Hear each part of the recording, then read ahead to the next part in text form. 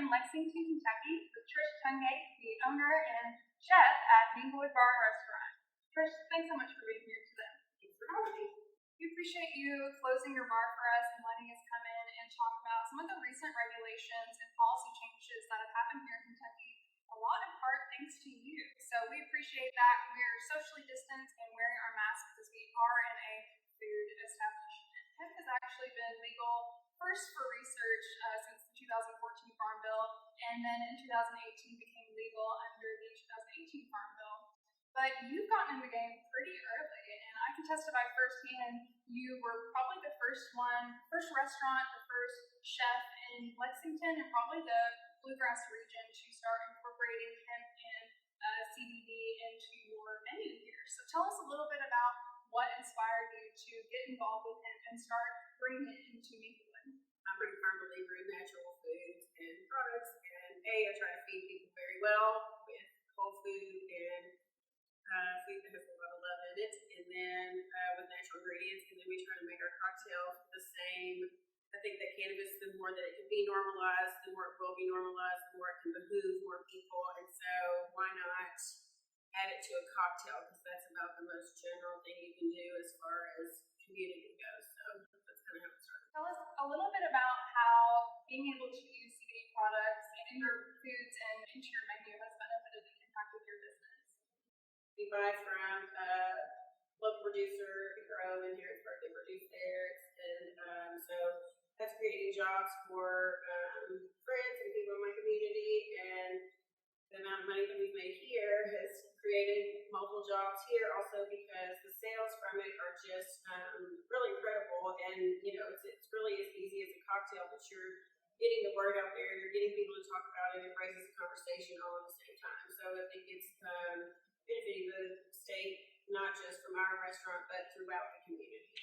So you're benefiting from it financially and economically, and in turn, so is the local economy here in Lexington and furthermore central Kentucky, and it's kind of this circular economy thing that we've created here. What goes around comes around, and it's nice to have a product that's made here and grown here and all that, and so it just creates more interest also in what's going on in Kentucky as far as agriculture goes and the potential of what we can do with this land. So you brought up education, and just when you started this, so many people had no idea what hemp was, what CBD was, how they were derived from non-psychoactive cannabis, and what that meant. So you really played a big role in not just introducing CBD and hemp into the mainstream, but also doing education and in a fun way with a cocktail and in an unsuspecting place that you wouldn't normally see hemp or CBD. Well, we've invited the folks from different CBD companies also to participate in days where we do feature it, so that people can ask the people directly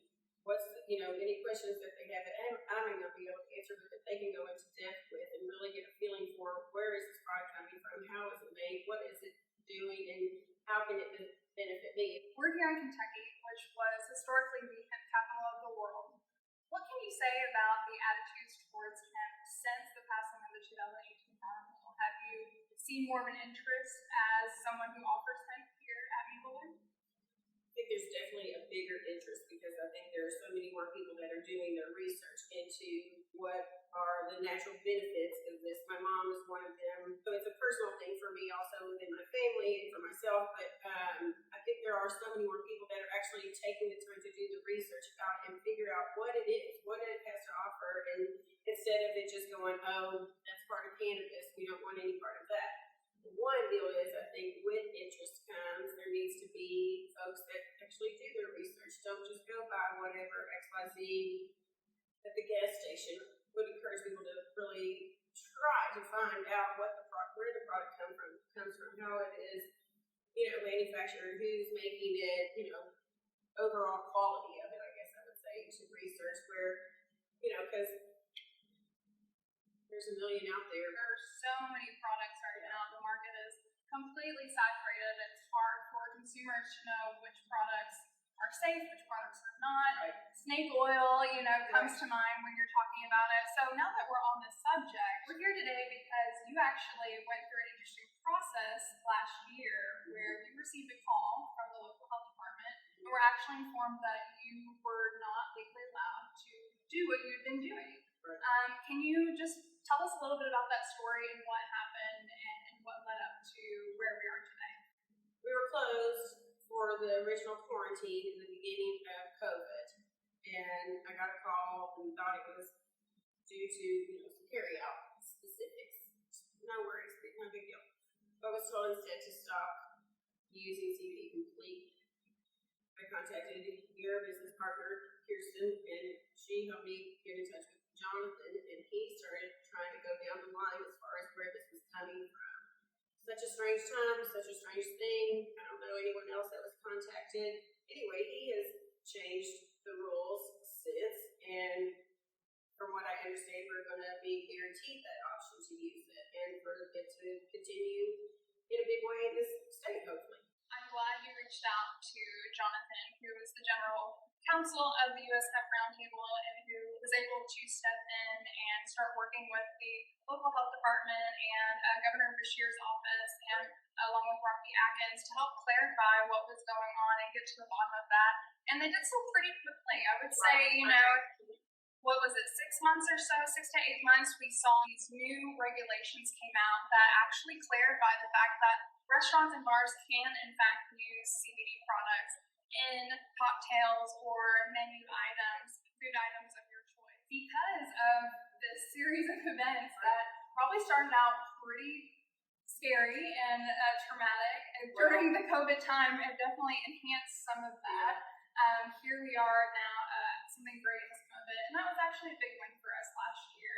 So we're so glad that you reached out to the roundtable and to Jonathan, and we were able to step in and sound that alarm if you think it's wrong. That's what I think. Did a great job at targeting probably one of the most forward-thinking and progressive restaurant owners. You weren't just going to say, okay, I'm going to stop selling CBD, you're going to fight for it, and thanks to you and thanks to your efforts and the efforts of the roundtable, here we are today able to enjoy a CBD-infused cocktail here at Minglewood. So now that we've talked a little bit about that, you want to get to making a cocktail? You want to show us how it's done? Sure thing. Let's do it.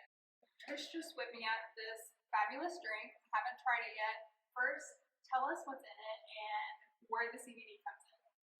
So this is our one of our flagship cocktails, CBD cocktails, and it is starts with Jim Beam double oak bourbon. It's got a little fresh tangerine, some cranberry syrup, fresh lemon, a little bit of sour and CBD. So it's our take on a super duper fresh, juicy whiskey sour with CBD. Sour Diesel is the name. So. Oh wow! I would love this for brunch. I would love this anytime. That'll bring it back to life without a doubt. Give you a little bit of fun, I think, if you drink it. And most people don't like the taste of CBD, but this is a fun way to hide it too. Yeah. You could also do a mocktail. You wouldn't have to use that alcohol. I love this. This is great, and this is on your menu year-round, correct? Mm-hmm. And you have another cocktail as well. Yep. So this one is for those that may enjoy that herbal note of CBD because I really like it. I like that herbal, like the terpenes. Earth note, So we're going to make our Love Light cocktail, which is tequila over ice with a little bit of jalapeno syrup, and then we make this salted cucumber. It's fresh salted cucumber juice. That is super duper yummy. It's just really bright, but the terpenes in the CBD really kind of give it this, I don't know, almost like arugula, peppery flavor going on with that fresh cucumber to it. And then we do a little bit of sour and some fresh lemon.